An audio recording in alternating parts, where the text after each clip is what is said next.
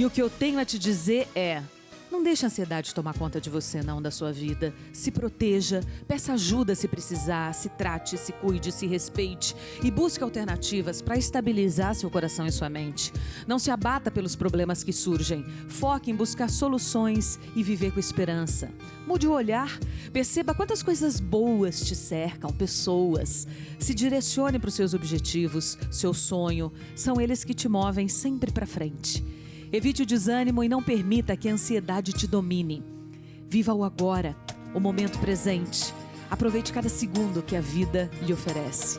Viva com alegria, não deixe de sorrir, de pensar positivo e acreditar na sua força. Ela é maior do que você imagina. A vida é uma viagem que só você pode fazer.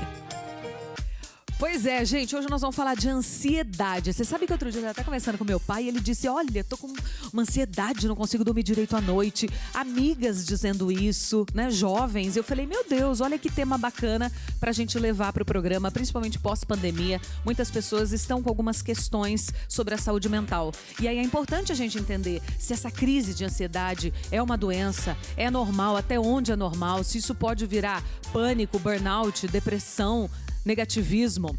Ansiedade é um termo geral para vários distúrbios que causam nervosismo, medo, apreensão, preocupação. É uma reação que todo indivíduo em algum momento experimenta nas situações do dia a dia. Mas hoje nós vamos realmente entender quando essa ansiedade ultrapassa os limites e pode ser considerada um transtorno. E para esclarecer essas dúvidas, eu quero receber a psicóloga Fernanda Miranda. Bem-vinda, Fernanda. Boa noite. Tudo bem, querida? Obrigada por estar aqui com a gente, viu? A próxima convidada também é psicóloga clínica, especialista em terapia cognitiva comportamental. Apaixonada pela mente humana, dedica uma parte do seu tempo com conteúdos para a internet sobre saúde mental, de uma forma bem leve e descontraída. Vem pra cá, Aline de Sá. Tudo bem, Aline? Boa noite, querida. Obrigada por estar aqui com a gente, viu? Olha, gente, a ansiedade em excesso é um mal que pode afetar qualquer pessoa. Meu próximo convidado é biomédico, neurocientista, mestre em farmacologia. Há 10 anos atrás, ele foi diagnosticado com crise de pânico e agorafobia. Você sabe o que é isso? Ele vem contar um pouquinho pra gente de toda essa experiência. Bruno Marques. Obrigada, Bruno, por estar aqui compartilhando com a gente, viu? Obrigada, viu? Bem-vindo. Olha, gente, ela tem uma linda história de superação. Foi diagnosticada com depressão e ansiedade e chegou a engordar mais de 30 quilos. Hoje ela inspira pessoas a lidar com a ansiedade através da internet. Nath Cavalcante. Olha, aliás, nós estamos aqui na tabela, né, gente, de cores. Você tá bem, Nath? Vamos fazer uma dupla hoje. Bem-vindos, viu? Ó, avisa a sua família, seus amigos, o papo é esse, nós estamos aqui pela TV Aparecida, então avisa a turma aí, porque hoje o papo vai ser muito bom. E como é importante a gente falar sobre saúde mental, né? E eu acho que esse assunto, como eu falei na abertura, pós-pandemia... Por que vocês acham que esse assunto pós-pandemia aflorou? As pessoas começaram a se perceber com suas questões mentais, assim, com seus desafios. Sim, eu acho que sempre existiu, mas eu acho que na pandemia as pessoas começaram a olhar um pouquinho para dentro, principalmente porque ficaram muito mais em casa, né, tiveram acesso a algumas questões. Muitas pessoas... Foi positiva a pandemia no sentido de estar mais em casa, de relacionamento com a família, outras nem tanto, né? Então, acho que a gente percebeu no consultório, né? Eu percebi o aumento, isso é indiscutível, né? Da pandemia para cá, um aumento, mas eu fico na reflexão que eu acho que talvez a pandemia ajudou a consciência da importância, do cuidado, de procurar ajuda. E se tratar, né, gente? Se tratar, pedir ajuda é muito importante. Você pode pedir ajuda para as pessoas que estão dentro da sua casa, mas você pode pedir ajuda para um profissional, né, que vai entrar com os elementos certos, seja um remédio, seja terapia, independente de qual é o caso. Mas vai te ajudar de uma forma consistente para que você saia desse buraco, né? A gente não precisa ficar.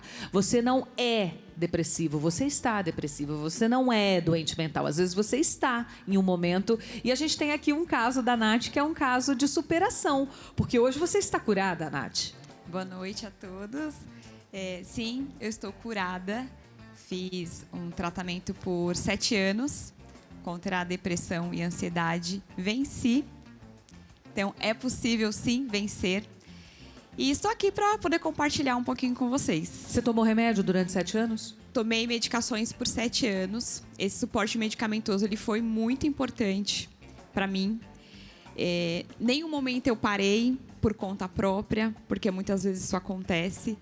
Você acha que tem uma melhora, então para, ou percebe que, de repente, a medicação não está fazendo efeito e acaba parando também. Então, eu tive um tratamento contínuo juntamente com a psicoterapia, que foi extremamente importante também, para me ajudar a entender os gatilhos, né, da minha ansiedade, das minhas crises. E é isso. Você percebeu que estava ansiosa? Alguém te falou? Você percebeu? Como foi esse diagnóstico para você? Veio a partir de um fato, uma separação, uma perda de emprego? Ou não? Simplesmente apareceram sintomas e você começou a se notar diferente? Bom, Amanda, o que eu percebo é o seguinte: o nosso corpo ele fala. Então, eu comecei já a ter alguns sinais, como por exemplo, muitas dores de cabeça no decorrer do dia. Então, assim, tomar 3, 4 comprimidos para dor de cabeça no decorrer do dia não é normal. O seu corpo já está dizendo que tem algo errado. Então, eu tinha muitas crises de choro no decorrer do dia. E eu não acredito que teve um fator específico.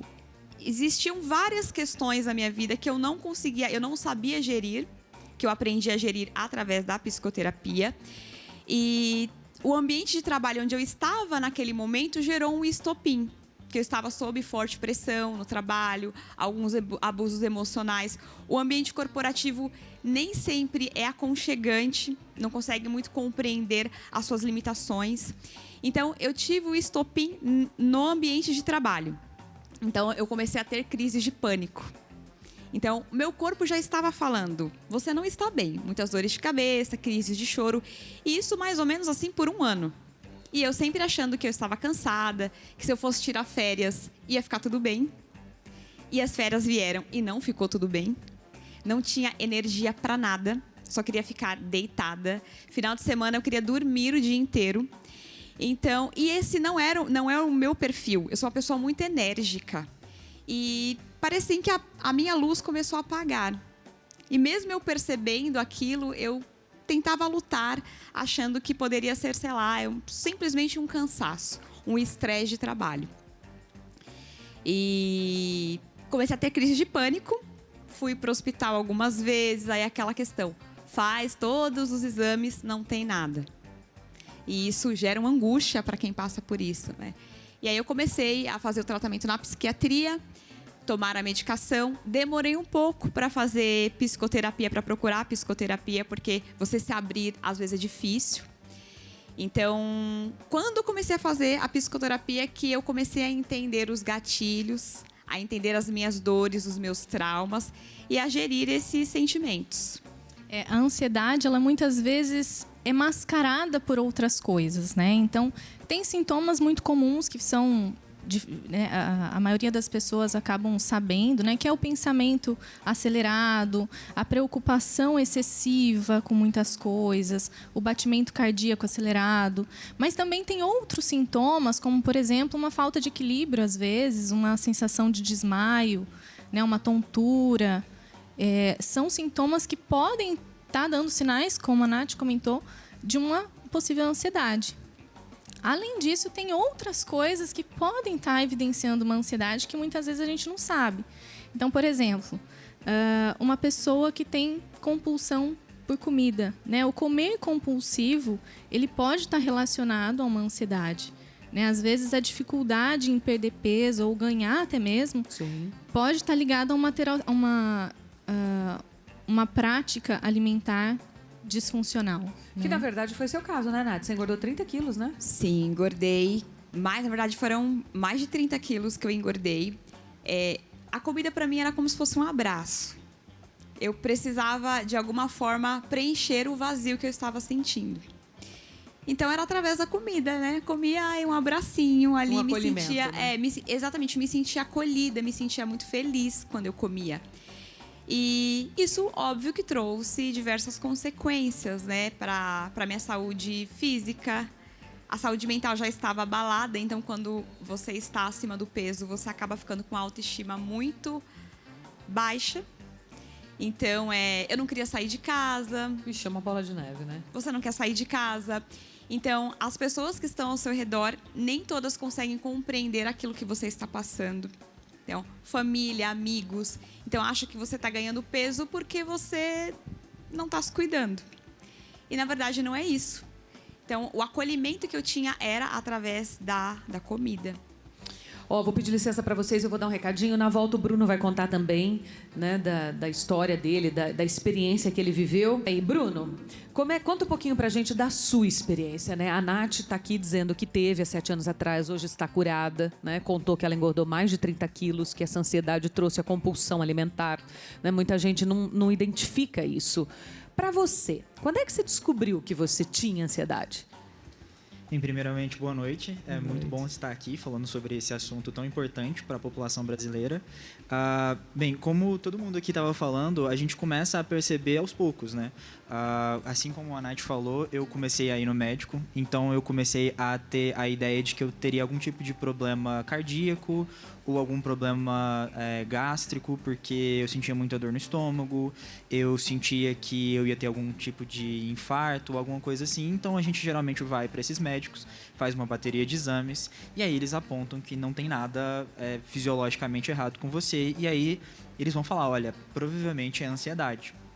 E assim, a minha família, ela já tem várias pessoas com o diagnóstico de ansiedade, então não era algo extremamente novo para mim, mas como eu tinha 13 anos, eu acreditava que não era possível que uma criança de 13 anos pudesse ter problemas de ansiedade.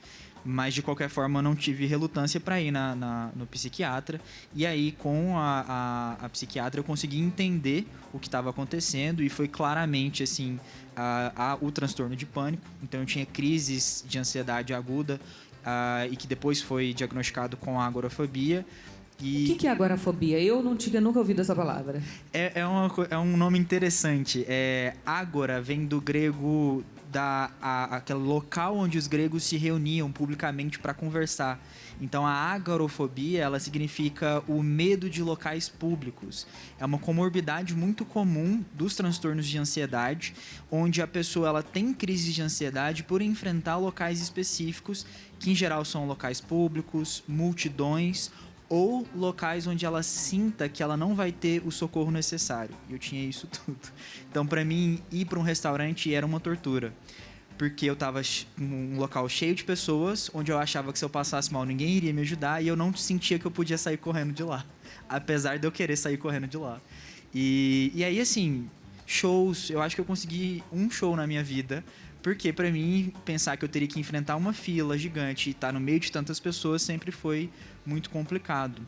Eu até estava falando com o pessoal antes aqui da gravação que quando eu fui diagnosticado, com 14 anos mais ou menos, eu imaginava que eu nunca iria fazer uma graduação, porque eu precisaria primeiro enfrentar uma sala de aula muito maior do que o local onde eu ia, eu precisava pegar ônibus lotado, e eu falava assim, não vai ter como. Eu tenho crise de pânico de imaginar isso, imagina ter que passar por isso tudo.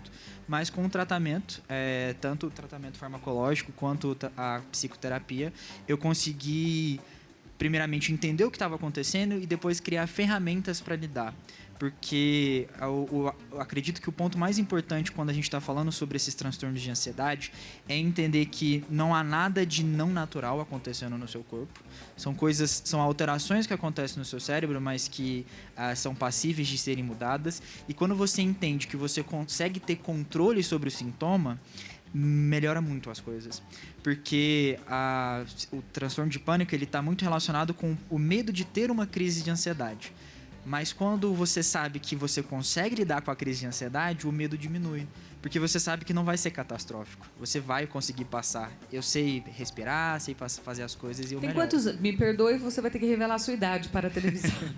Você falou que descobriu com 13, 14 anos. Tem quanto tempo, então? Tem 10 anos, eu tenho 23. 10 anos. E hoje você se considera curado? Eu considero, apesar de continuar fazendo o tratamento, porque eu consigo ter conquistas que a pessoa que está tendo problema de ansiedade não tem. Então, recentemente eu mudei de cidade, eu moro sozinho, eu não tenho não tenho amigos na nova cidade, não conheço, é tudo novo para mim, eu tenho que fazer tudo sozinho, coisas de multidão e tudo mais, e eu não tenho crises de ansiedade. Então, a gente pode considerar como uma remissão total dos sintomas. Uma vitória, né? Olha, gente, nós estamos aqui falando... Ô, Bruno, uma curiosidade minha agora. Você é formado, biomédico, neurocientista e como é? Farmacologista. Isso. Você estudou tudo isso a partir da sua doença? Porque você recebeu todo esse diagnóstico? Você queria entender melhor o que acontece com o nosso cérebro? Sim, na verdade, desde criança eu sempre gostei muito de estudar e de estudar especificamente o cérebro, por dois grandes motivos. O primeiro, obviamente, porque eu comecei a ter esse problema de ansiedade, e o segundo porque a minha mãe é diagnosticada com esclerose múltipla, então eu tive sempre muito contato com neurologistas desde criança. E aí, assim, eu era fascinado com entender o cérebro. Então, quando eu fui decidir qual faculdade que eu iria fazer, né, fui fazer biomedicina, eu entrei no primeiro semestre em um laboratório que faz pesquisa com neurociência e desde então estou aí nessa caminhada há quase 6 anos. E o que você descobriu de mais importante do nosso cérebro? O que acontece? Por que a gente tem todas essas confusões em algum momento? Ai, são muitas coisas. Então, o que a neurociência coloca sobre a ansiedade é que a gente consegue diferenciar em 2 grandes sintomas, que era o que a gente estava falando aqui, que são os sintomas de medo e os sintomas de preocupação excessiva. E hoje a gente já tem indícios de alterações de partes específicas do cérebro para cada um desses 2 grandes tipos de sintomas. Então, a gente tem uma parte do cérebro que é responsável por identificar situações de medo e situações estressantes. Quando a gente para pensar que a gente precisa lidar com, por exemplo, se acontecer algum tipo de acidente ou se alguém precisar de algum socorro da gente, a gente precisa de uma resposta rápida do nosso corpo, que a gente chama de resposta de luta ou fuga, que é basicamente uma forma do nosso cérebro de identificar, olha, existe um problema e você vai ter que lidar com ele agora. Ou você vai fugir da situação, né, literalmente correr, ou você vai lidar com aquela situação. E aí a gente tem uma parte do cérebro para isso. E a outra parte é responsável pela preocupação excessiva, que é aquilo que a gente estava falando, que é aqueles pensamentos ruminosos. A gente pensa, nossa, mas será que se eu fizer isso aqui, talvez eu não melhore? Mas num primeiro momento agora, o que vocês aconselham? Como é que ela pode colocar um pouco mais de paz nessa situação? Então, a primeira coisa é aceitar que algo não está legal na sua vida. Porque quando você aceita o tratamento, você aceita ajuda, você busca a sua rede de apoio, né? E existem algumas questões assim da rotina que a gente vê de melhora, além das questões de medicamento e psicoterapia. Por exemplo, mindfulness, né, que é a atenção concentrada, exercício físico. Hoje as nutricionistas também estão trazendo bastante a questão alimentar, né? Comer melhor, né? Alguns alimentos que são mais propícios, né, para dar a crise de ansiedade. Então, são diminuição do álcool, porque o álcool também desperta, né? Esse pós. O álcool ele tem aquela satisfação momentânea, mas o outro dia, o pós dele, prejudica para quem tem depressão ou doenças mentais. É depressor, né? O álcool é depressor. O estilo de vida, ele é essencial, né, para o controle, para o manejo da ansiedade. Então, como a Fernanda comentou, a ansiedade é facilmente controlada, né, manejada com exercício físico, com uma alimentação saudável, um sono de qualidade é extremamente importante. A prática do mindfulness não é só a meditação em si, né, o parar lá, ficar com o olho fechado e meditar. É você ter atenção plena em qualquer coisa que você está fazendo, né? Eu estou comendo, estou com o pensamento lá longe, daqui a pouco eu terminei de comer e nem percebi. Então é você prestar atenção na textura do alimento, no cheiro, né? No aspecto visual. É você estar ali, de fato, né? E acho que complementando tudo isso, a espiritualidade ela é essencial também, né? E a espiritualidade é diferente de religião, sim, né? Sim. Porque a espiritualidade ela é o contato que você tem com algo maior, com o seu propósito de vida, né? Com o universo, com a natureza. E a religião ela é um conjunto de crenças que te leva à espiritualidade, né? E o ansioso, ele tem uma questão com a esperança que é pouco desenvolvida, né? Fica desmotivado, né? Exato. A pessoa quando está numa crise de ansiedade, depressão, tá tudo ali, ó. Ela fica muito perde a motivação, parece que nada tá bom. Você olha para a família, não tá bom, o trabalho não tá bom, o dinheiro não tá bom, o amor não tá bom, nada tá bom. E aí você começa a olhar só para o negativo.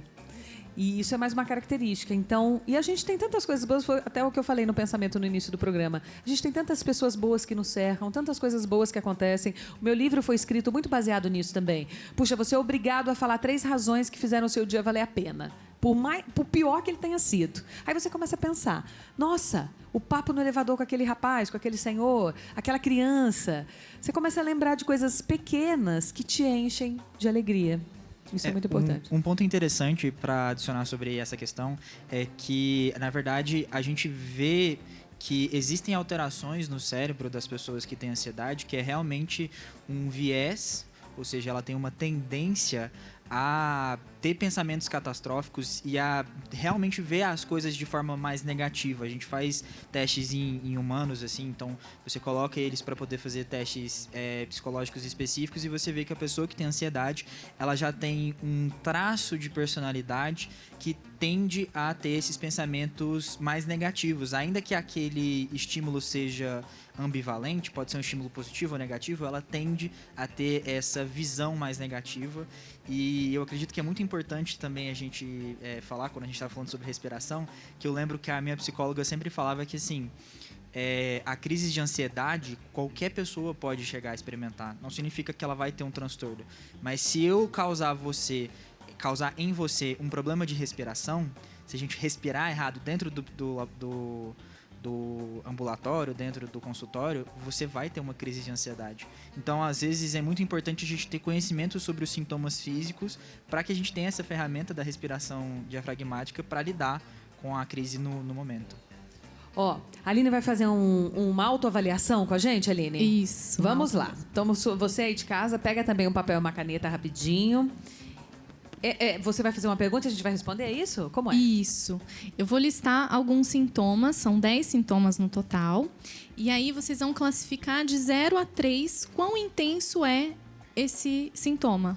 Tá? Dá um exemplo, faz a primeira, Então, só pra gente poder ver. O primeiro sintoma, agitação física e dificuldade em ficar parado. É o constantemente ficar com o pé mexendo. Aí a gente tem que dizer se 1, 2, 3, é isso? De 0 a 3. Então, De 0 a 0 3. nem um pouco, 1 às vezes, 2 frequentemente e 3 na maior parte do tempo. Vamos começar Tá? então. Bora lá. Primeira. Posso só fazer uma introdução antes da gente iniciar? Essa autoavaliação eu construí exatamente para este momento, né? Então, ela não tem um caráter diagnóstico, Tá. né? Ela não é para fins de diagnóstico. E o segundo ponto é que em alguns sintomas você pode até pontuar alto, mas isso pode ser em função de alguma situação recente que você está passando, né? Então, por exemplo, se você está com um familiar no hospital, internado por algum motivo de doença, é esperado que você se sinta ansioso, né? E isso não necessariamente caracteriza uma ansiedade. Então, por isso que é importante a gente pensar nos últimos 6 meses de uma vida normal. Tá bom. E aí, pensando normal, sem eventos muito grandiosos, muito significativos. Ok. Tá bom? Tá bom. Então, vamos lá. O primeiro, agitação física e dificuldade em ficar parado. Aí pode ser de 0 a 3. O segundo, batimento cardíaco acelerado e ou suor, sudorese, né? E não necessariamente é por conta de um calor, né? Do clima. Terceiro, sensações de falta de ar e ou palpitações mesmo em repouso. Tensão e dor muscular. 5. Tontura, sensação de desmaio ou náuseas diante de uma preocupação. 6. Preocupação excessiva com muitas coisas que ainda não aconteceram. 7. Dificuldade para relaxar mesmo em momentos de lazer. 8. Cansaço frequente mesmo sem algum esforço físico. 9. Dificuldade para adormecer ou dormir bem. Né? Então, é aquele sono que acorda durante a noite. Muito, né? Diz que se você acorda 3, 4, 5 da manhã, lascou pro teu lado, viu? Tá bom, não. Tem que ver que é coisa mental. E 10. Sensação ruim de medo, como um frio na barriga ou um aperto no estômago. Querida, já pode me internar. Jairo, leva. Leva, Jairo, tô entregue. Agora a gente soma todas as pontuações. Soma, os números vai Isso. somando? Tá.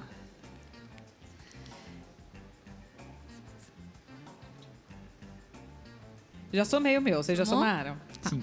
Já sim. Se a pontuação deu de 0 a 9, a gente pode considerar bem mínima uma ansiedade teoricamente normal. De 10 a 15 também, bem leve. De 16 a 24 já está mais moderada. E de 25 a 30 um pouco mais alta. Tá E vendo? aí- Não falei? A minha deu 26. Deu mesmo. Aí é recomendado procurar um profissional da saúde mental para Ai, avaliar amiga, se... que engraçado ela. Bem delicada. Ah, então é recomendado que você procure ajuda. Procure um médico. Olha, antes do intervalo, eu deixei uma questão no ar sobre... tá tendo uma crise de ansiedade com alguém do meu lado, ou de pânico. Você percebe que uma pessoa não está bem mentalmente. Seja alguém da família ou seja alguém que você nem conheça. O que a gente tem que fazer? Qual é a primeira atitude? Acho que o primeiro passo é levar a pessoa para um lugar mais tranquilo, né? Porque a aglomeração de pessoas, né, muito barulho, pode agravar essa crise. Ao estimular essa pessoa a fazer uma respiração mais consciente, então a respiração diafragmática, como a gente comentou, né, o respirar pelo abdômen, segurar 2 segundos, soltar, né? Tem uma técnica também muito interessante que é a dos 5 sentidos, né? Você ajudar a pessoa a prestar atenção em outras coisas que não são os sintomas que ela está sentindo.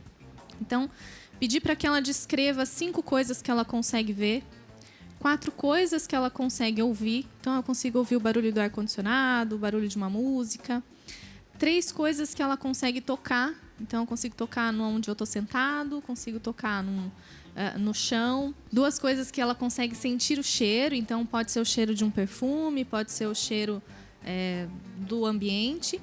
E uma coisa que ela consegue sentir o gosto. E aí pode ser até água, né? Essa é uma forma de distração da pessoa, de fato, sair daquele momento de crise, porque a ansiedade ela tem um pico, né? Então, ela atingiu aquele pico, a tendência é que ela diminua, né? E aí, enquanto esse processo acontece, a distração Pode criar é importante. recursos para isso acontecer mais rápido, né? E sabe uma coisa que eu aprendi também com os meus pacientes? Pergunte para aquela pessoa, como eu posso te ajudar? Porque isso a gente está olhando as técnicas. Sim. Mas, às vezes, eu já escutei pacientes de que eu preciso ficar sozinho e aglomerou um monte de gente e eu não queria sair dali. Então, assim, gente, eu sei que, às vezes, nós que estamos de fora não sabemos o que fazer, né? Pergunte para aquela pessoa, Amanda, como que eu posso te ajudar? Como que você quer que eu esteja do seu lado? Às vezes a pessoa fala, me dá um abraço. Não, só fica do meu lado. Não, me tira daqui, né? Então, depois, se for uma pessoa do nosso convívio, a gente já vai começando a acostumar, a lidar com isso, né? Mas eu acho importante a gente perguntar para a pessoa, Sem o que dúvida. você quer? Nath, e o acolhimento acima de tudo, né? Sim, o acolhimento é extremamente importante. Eu estava compartilhando com vocês aqui, né, fora das gravações, que é um assunto difícil, mas eu acho que é importante compartilhar com as pessoas. Eu tive algumas tentativas de suicídio. E quando a minha família soube disso, amigos próximos, o que eles me questionavam é: aonde eu estava que eu não vi que você estava passando por isso? Porque muitas vezes a depressão e a ansiedade, ela é escondida por um sorriso. Acho que a gente consegue fingir muito bem para não preocupar as pessoas. E pensando aonde essas pessoas estavam, eu vejo que elas estavam muitas vezes numa posição, às vezes de julgamento, numa posição de falta de acolhimento, porque o que eu mais queria nesse momento era que os meus amigos, que os meus familiares me olhassem dentro dos olhos, porque falta muito isso hoje em dia. E se você olha dentro dos olhos das pessoas, você consegue enxergar tristeza, você consegue enxergar dores que muitas vezes a gente passa batido. Você não olha para... A gente não tem esse costume, né? É constrangedor, às vezes, você olhar dentro dos olhos das pessoas. Mas faça... algo que eu oriento e peço muito para as pessoas. Olhem, principalmente dentro da sua casa. Para o teu esposo, para o teu filho, para os seus amigos. E eu só queria isso. Eu só queria ser olhada dentro dos olhos e que alguém me falasse: eu tô aqui com você, independente daquilo que você vai passar, sem julgamentos. Então, o acolhimento, muitas vezes, não é a solução. É só um abraço, é só dizer, eu tô aqui com você. E isso já faz uma imensa diferença na vida de quem está passando por isso. E o contrário também, né, Nath? Às vezes você está ali vivendo aquele momento que ninguém sabe, nem você sabe o que você está sentindo. Você só sabe que você está diferente. E aí você não consegue, por exemplo, tomar uma decisão. E aí vem alguém, tua mãe ou um irmão, alguém diz, puxa, você não sabe, você não consegue, você... Porque, de certa forma, a gente acaba não atrapalhando a vida dos outros, não é essa a palavra, mas... respinga no outro, né? A sua indecisão respinga no outro. Ou a tua decisão errada, ou a tua incerteza. Tudo que a gente sente respinga em quem está perto. Então, o julgamento que você falou é seríssimo, né? No momento em que você diz, poxa vida, por que você não faz isso? Você não tem ideia que, às vezes, isso é uma doença. E a pessoa não faz porque ela realmente não consegue. É muito mais forte do que ela, né? É extremamente importante, assim, o papel da família no tratamento é muito importante. Então, muitas vezes o paciente, ele não consegue, eu digo por mim, eu não conseguia tomar muitas vezes o remédio, a medicação. Então, meu marido me dava na boca. Ele, antes de sair para trabalhar, ele falava, toma, porque senão eu não ia tomar. Porque você fica nessa autossabotagem, ou eu não queria fazer terapia. Não, levanta, você vai fazer terapia sim, vamos lá, vamos fazer. Então, a família ter esse apoio, ou, por exemplo, hoje é dia de ir no psiquiatra, eu não vou. Não, você vai sim, eu vou com você. Então, a família ter esse papel de apoio, não de julgamento. Porque, muitas vezes, a gente não consegue tomar decisões racionais. A gente fica travado. Então, assim, não, aqui tá tudo bem. Então, você ter alguém que pegue na sua mão e caminhe com você faz uma diferença gigante. Lá na frente, você vê, olha... Se não tivesse sido aquele amigo, pai, mãe, seja quem tivesse te dando esse suporte, teria sido muito mais difícil. E tem a questão de culpabilização, né? Porque quando a gente fala sobre julgamento, é muito comum que a gente que tem algum transtorno psiquiátrico entenda como se a culpa do transtorno fosse nossa. É muito comum a gente acreditar que a gente está fazendo algo errado, quando na verdade, assim como diabetes, hipertensão, não necessariamente a culpa é nossa. Acontecem coisas no nosso cérebro que a gente não tem o controle e que é muito importante a gente enfatizar que por mais que a gente chame de transtorno mental, na verdade as alterações são físicas e essas alterações físicas não estão totalmente no nosso controle. Não tem como a gente falar para alguém que tem uma arritmia no coração, falando, não, tá tranquilo, é só você fazer o coração bater normal. O cérebro da pessoa que está ansiosa, ela não é um cérebro que está funcionando de forma correta. Então, quando você não culpabiliza, você entende que você tem ferramentas para poder fazer o seu cérebro voltar a funcionar, e aí você entende que a dinâmica é, a culpa não é minha de ter o transtorno e eu não sou o transtorno. Então, eu estou com ele. E aí, isso ajuda muito no tratamento. Muito bem. Quem vai responder? O que nós vamos responder primeiro? Um ansioso pode acolher outro ansioso? Claro. Deve. Inclusive, uma psicóloga ansiosa pode atender um ansioso, né?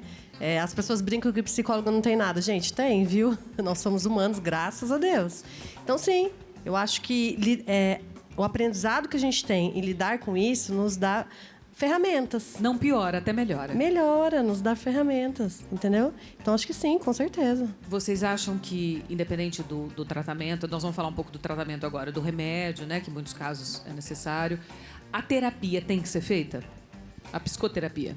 A psicoterapia é essencial, né? Ela vai auxiliar na compreensão dos sintomas, auxiliar numa reestruturação cognitiva. Então, olhar para as situações de uma perspectiva diferente, né? Talvez mais otimista, mais positiva, né? Promover esse autoconhecimento, então, perceber quando eu estou tendo um sintoma, né? Buscar o porquê de eu estar tendo esses sintomas, né? Muitas vezes a gente fala, eu tenho o dedo podre, ou eu tenho sintomas corriqueiros do dia a dia que eu não sei por que eu tenho, né? Por que eu faço o que eu faço, me comporto do jeito que me comporto. Então, a psicoterapia, ela traz esse autoconhecimento e cuida justamente da causa da ansiedade, né? O tratamento com o medicamento, com o psiquiatra, ele vem para tratar dos sintomas, fazer o controle dos sintomas, né? Mas não necessariamente é um combinado, né? Um tratamento combinado que pode durar para sempre, né? Ô, Bruno, e falando em tratamento, na sua opinião, o que é o mais eficaz ou a junção do quê? Então, na verdade, a discussão nem é muito sobre se um é mais eficaz que o outro, mas o quão necessário é juntar os dois. A gente sempre tem a dificuldade de, quando está falando para pessoas que têm ansiedade, para os pacientes, de entender a necessidade de utilizar a terapia medicamentosa, os medicamentos, e de utilizar a psicoterapia. Geralmente, nos vídeos que eu produzo, eu falo assim: enquanto o medicamento ele consegue tentar lidar com as questões físicas do que está acontecendo no cérebro, quem vai te ensinar a lidar com a ansiedade é a psicoterapia. Então, existem transtornos de ansiedade que podem ser tratados só com psicoterapia? Existem.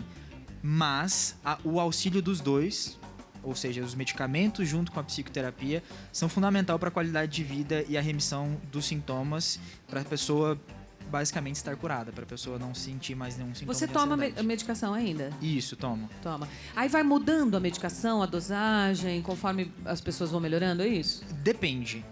O que o psiquiatra precisa analisar? Ele não trata o transtorno. A gente tem o costume de achar que o psiquiatra ele precisa olhar para a pessoa como um transtorno e falar: eu vou tratar a ansiedade dela. Os psiquiatras tratam sintomas. Então, quando ele passa um antidepressivo, por exemplo, muitas pessoas escutam o nome antidepressivo e ficam assustadas, falando: eu não estou com depressão, eu estou com ansiedade. Mas, na verdade, o que ele está pensando é o mecanismo que o medicamento vai fazer no cérebro. Então, ele tem o nome antidepressivo, mas o mecanismo dele melhora o sintoma ansioso. Então, às vezes, ele tem que tomar, por exemplo, é muito comum um paciente tomar anticonvulsivante como estabilizador de humor. A pessoa fala: mas eu não tenho convulsão, por que eu vou tomar esse medicamento? Na verdade, o médico está pensando em: olha, o meu paciente tem esses sintomas e a forma farmacológica que eu tenho de tratar esses sintomas são esses medicamentos aqui. E aí você pode ir mudando, porque, por exemplo, a pessoa pode ter um sintoma de ansiedade onde ela tem um aumento de energia e às vezes ela começa a ter um sintoma de fadiga. E aí você precisa modificar a medicação para que você consiga melhorar a fadiga que a pessoa está tendo. Então isso vai variar mais caso a caso do que necessariamente... Ô, Nath, quanto tempo você tomou de medicação? Eu tomei por 6 anos as medicações. Foi muito positivo para mim. Você emagreceu durante esse período? Na verdade, eu ganhei peso durante esse período. Eu ganhei bastante peso durante esse período. E eu perdi peso quando eu fiz cirurgia bariátrica. Fiz muita terapia antes para chegar a essa decisão. E quando eu cheguei a essa decisão e a minha psicóloga identificou que eu estava preparada, assim que eu fiz a cirurgia, eu iniciei a atividade física. Então, 1 mês depois, eu falei: eu preciso disso. E foi aonde eu tive a minha cura da depressão e da ansiedade, que eu deixei de ter crises. Então, eu não tinha mais crise de ansiedade, depressão, nada. E por mais que no começo é difícil você começar a fazer atividade física e isso se tornar uma parte do seu dia. Mas isso foi tão positivo para mim que chegou um momento que a minha psicóloga e minha psiquiatra falou assim: você não tem mais crises, não tem por que mantermos as medicações. Eu permaneço hoje em terapia porque eu acho que todos nós precisamos de terapia por um longo tempo na vida. Todos nós temos traumas para serem tratados, conflitos. Mas estou sem a medicação há quase 1 ano, vai fazer 1 ano agora em junho. Estou ótima. E quando vem esses momentos assim, que às vezes a gente fica um pouquinho para baixo, a terapia me ajuda a gerir muito bem isso. E a atividade física é a minha válvula de escape hoje diária. E que você possa encontrar, né, mais do que te faz sentir vivo, do que te faz feliz, do que você gosta de fazer. Às vezes a gente pergunta: o que você mais gosta de fazer na vida? E a pessoa não sabe responder. Então que você possa também, independente, né, de você ser uma pessoa que não tem nenhuma questão mental, mas às vezes você não consegue responder essa pergunta, que você possa fazer essa reflexão. O que eu mais amo fazer na vida? Eu estou fazendo bastante isso? Todo dia? Uma vez por semana? Qual a dosagem? Dá para fazer mais? Eu vou me sentir melhor? Isso é muito importante. E é isso que o programa quer te trazer também. Sim. Amanda, para completar, eu acho que 2 benefícios assim super importantes da psicoterapia. Primeiro, a gente está falando a questão, né, até a Natália trouxe da rede de apoio, mas muitas vezes a pessoa não tem, ou as pessoas da família não estão preparadas. Então, a psicoterapia, nós trabalhamos com a relação terapêutica, então é uma rede de apoio, é uma pessoa que está ali para você poder contar com aquele momento. E uma outra situação, principalmente quando envolve a parceria do psiquiatra e de medicamento, para que essa pessoa também consiga aderir, né? Porque nós estamos com o paciente toda semana. E muitas vezes eles querem o quê? Desistir. No começo, tem muitas reações adversas da medicação, né? Então, o psiquiatra avisa. Enfim, a gente tem a bula também, mas estando toda semana, é aquele segura a onda um pouquinho, vai dar certo, né? O seu organismo vai acostumar, daqui a pouco, né, você vai ter resultado. Isso também, na psicoterapia semanal, a gente consegue segurar um pouco a onda do paciente, entendeu? Trazer esse entendimento de paciência também, né? É psicoeducação que a gente chama. Olha, eu quero agradecer a Fernanda Miranda, psicóloga. O contato dela tá aí no vídeo para vocês. Obrigada, viu, Fernanda? Seja sempre bem-vinda. Obrigada a você. Aline de Sá. Obrigada, Aline. Eu que agradeço. Obrigada, viu? Bruno, muito obrigada. O Bruno é neurocientista, biomédico. Obrigada, viu, por estar aqui com a gente e que você desfrute de dias de saúde, paz, entendimento e que possa também inspirar as pessoas. A rede social dele tá aí. Você tem canal no YouTube, né? Sim, sim. Que você fala sobre esse assunto. Então tá tudo aí no vídeo para você conferir. Obrigada, Bruno. E a Nath também. Obrigada. O contato dela, as redes sociais, tá tudo aí. Você também tem canal no YouTube ou é o Instagram? TikTok? Eu fico mais no TikTok e no Instagram. Obrigada, viu, por ter compartilhado um pouco da sua experiência com a gente, que vocês todos tenham muita paz e muita habilidade, né? Isso que a gente tem que pedir também, que a gente tenha serenidade, paciência, habilidade para lidar com os desafios que todos temos, mas que você possa sempre se tratar, se curar, se respeitar. Esse é o caminho. Um beijo para você, uma ótima semana e sábado que vem te encontro aqui. Tchau, gente. Valeu.